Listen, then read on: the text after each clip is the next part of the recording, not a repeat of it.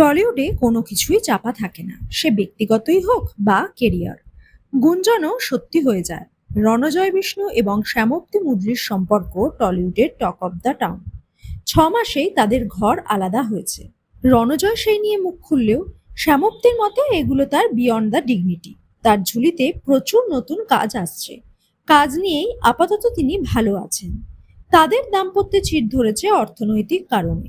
বড় পর্দায় বউয়ের সাফল্যেও ছোট পর্দার অভিমন্যু নাকি মেনে নিতে পারেননি।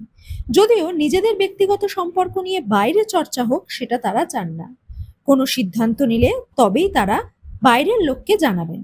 মানসিক ধকলে বিধ্বস্ত হয়েছিলেন রণজয়। শুটিং সেটে মাথা ঘুরে গেছিল তার। এমনকি তার পরিবারের লোকেরাও অসুস্থ হয়ে পড়েছিলেন। তিনি বারণ করলেও তাদের দাম্পত্য নিয়ে চর্চা চলছেই। এক নেটিজেন বলেন, শ্যামপ্তি রণজয়ের নাকি 6 মাসের চুক্তির বিয়ে, অর্থাৎ কন্ট্রাক্ট ম্যারেজ করেছিলেন তারা। এর আগে নীল তৃণার বৈবাহিক জীবন সম্বন্ধেও এমনটাই শোনা গেছিল। সত্যি কি তাই হয়েছিল রণজয় শ্যামপ্তির মধ্যেও? এই বিষয়ে রণজয় বলেন, এগুলো তো তাদের সিরিয়ালে হয়, বাস্তবে এসব কথার কোনো গুরুত্বই নেই তার কাছে।